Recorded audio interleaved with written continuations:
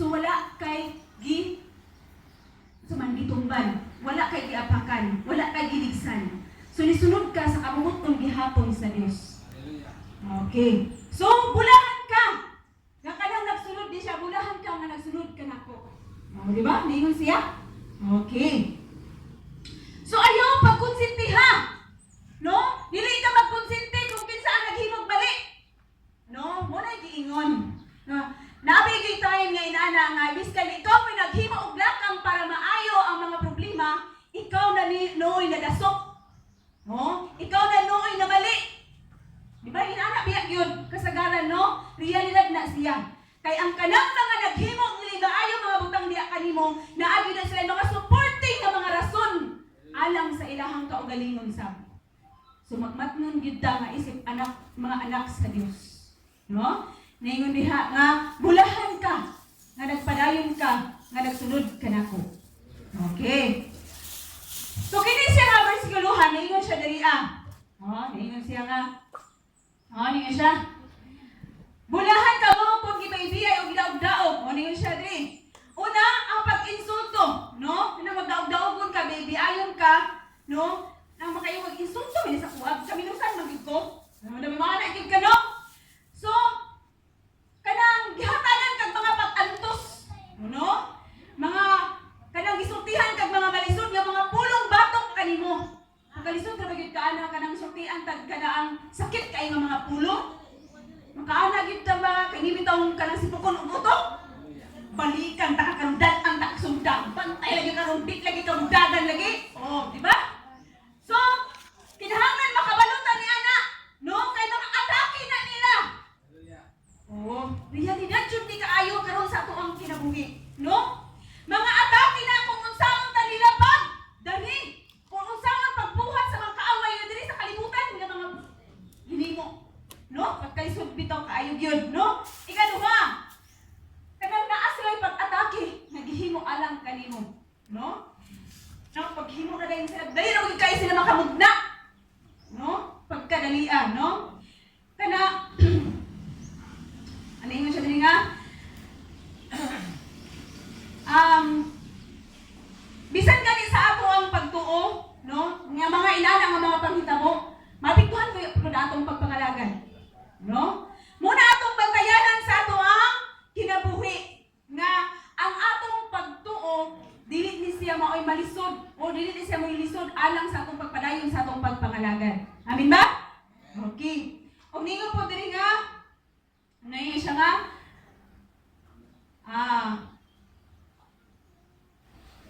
maghimo og mga bakak na mga pasangil batok kanimo. Ningon bita sa 5 yung basahon diri ningon siya diri nga butang-butangan sa tanang matang sa kadautan. No, maghimo og mga lakang nga mga bakak batok kanimo.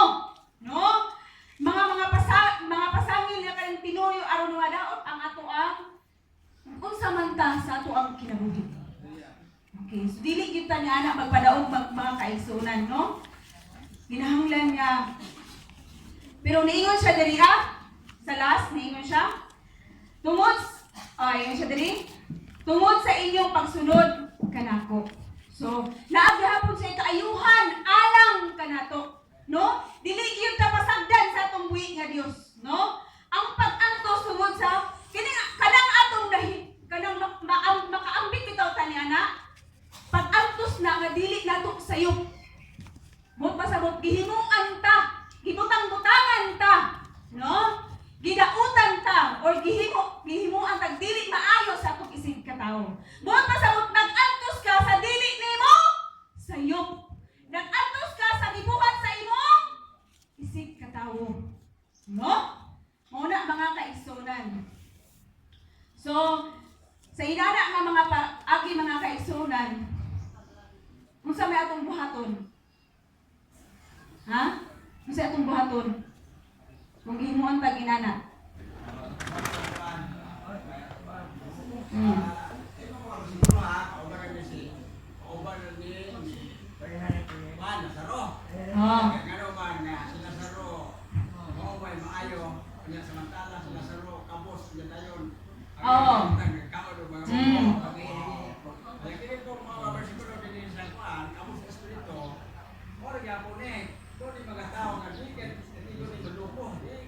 Oh. Una ako kailangan mo pasakit sa tao. Oh, nagkaroon grocery na tao bahan ka ng doktor, yung lulumahan. Oh, kaya lagi. Onsi. Medyo ako magkapatusan doon. Lagi yung bisa nga pagkabutang-butangan ka. Ah. Ngano man nga, imo pa na nabuhat. Okay, imo pa lagi buhat kayo. Ikaw na nasabot ka sa mga galing mo. Ikaw anak. Amen. Dili ka agante. Oh. Okay. Okay. Ang mga buktian na, mga panalagi sa Ginoo, o hangtod ko nga kadawa sa opo Okay. So, sakto kayo ka mga kaigsunan, no? Na luyo na ng tanan, kailangan gyud nga magpailob lang gyud ta, no? Mo bitaw gyud nga pailog lang. Padayon lang sa imong pagpangalagad, no? Kay wala man ka, dili man na mo ibabag nga ang imong pagtuo maapektuhan, no? Ang imong pagpangalagad maapektuhan. Okay. So, padayon ta ninyo diri. Atong tun-an sa espirituhanon nga bahin, no? Magtutlok ta rin bersikulo ha sa espirituhanon nga bahin. No? Ningon diri, persecution confirms true discipleship. No, ningon pasabot ni ang pagsupak na pamatuod sa tinuod nga pagka tinun-an.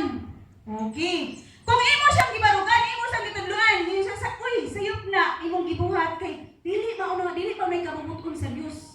Dili man na mao ang kamatuoran nga gihatag sa Dios alang kanato. So ikaw nga anak sa Dios kay nakasayod man ka, so ma-explain gyud ka diha kaniya. Ang nahitabo ron kay ikaw naman hinuon mo na mali. Oh, di ba? So, mao na mga kaigsunan nga ang kinabuhi ni Kristo nagdala sa pagsupak kini usa ka timaan nga naglakaw ka sa iyang kahayag.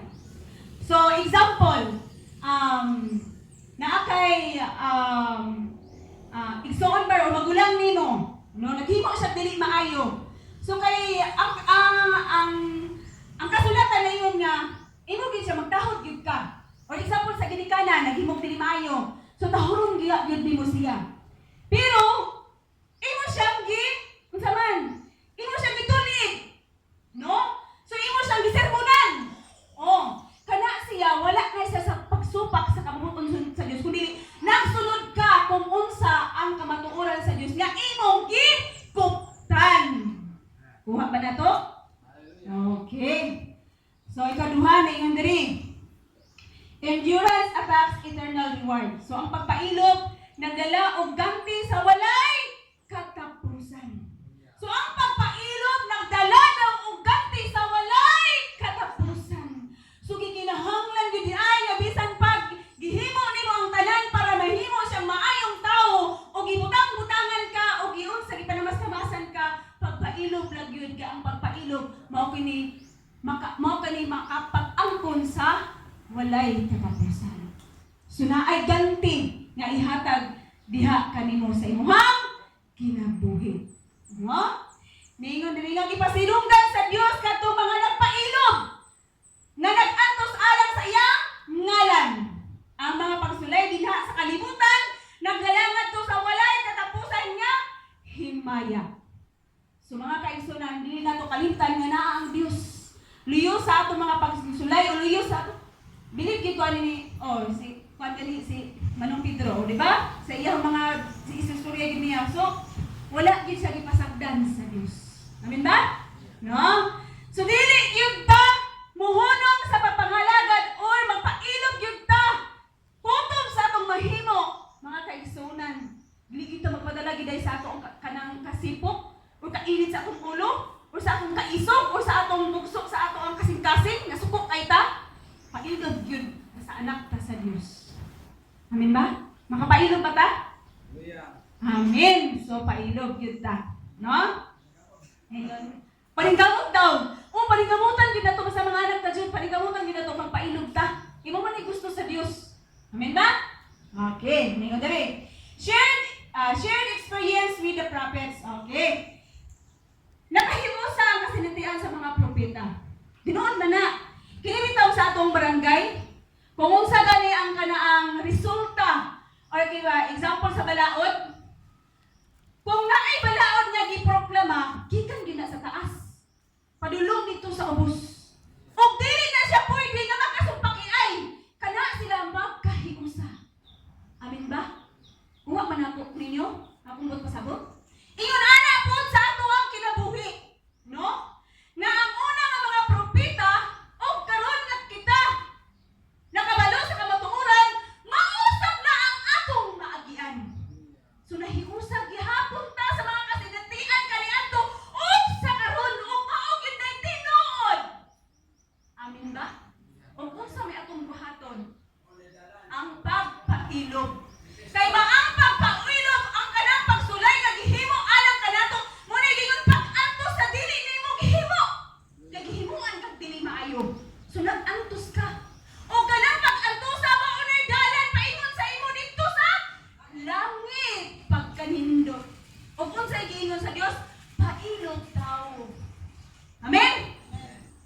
lang gideta.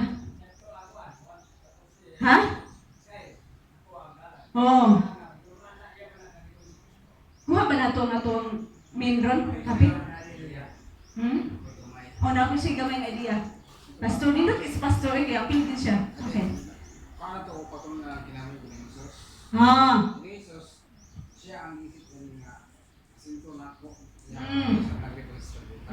Sabi niya ko ilo. O, pailog, John. Ni pakita siya o sa mga tao nga nag-alto siya kayo. Sa ako dito ni sa katusan, kita na to na sunod dito sa langit. Kumanya kamatayon, ito siya sa naglingkod siya tungtong sa Diyos. Makita ko pa yung pagtagat at talagang diretso.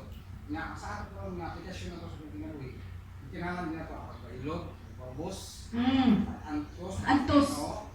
Niluyo din ang tanan. Kung imo na siya Apply. Tagumpayan mo. Sama kan siya sa Christ code nga Pagkalindot. sa langit dito sa Amen. Praise Praise God. Okay. So, lindot kayo, no? Kung imo na siyang makitaan ka ng mga pamaagihan, nga makapailog ka, usap to, pastor? Paubos.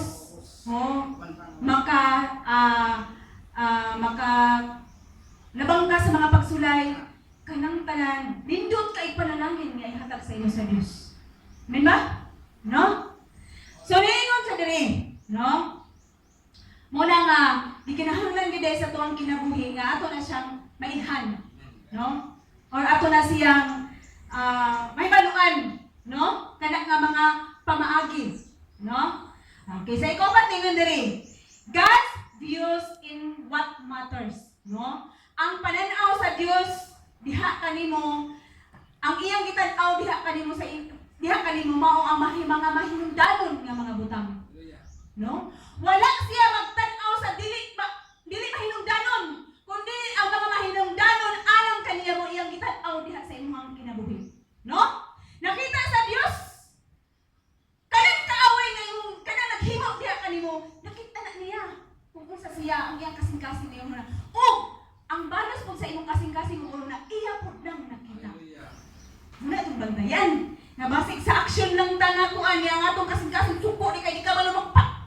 Kanang di ka ba lumagpasaylo? Itong ara. Tuwad po ka. No? So ikinahanglan nga ang imong kasing-kasing o imong unuhuna kabalo ka mo pasaylo. Dili ni mo dalagalahon, no? Nga kanang basin bang mamatay ka karon. Yan na rin kagidala nga sa imong kasing-kasing delikado. No? So gikinahanglan na kung gighimo man siya dili maayo sa imong isikata sa imo ha. Wala ka ni buhat og aksyon nga.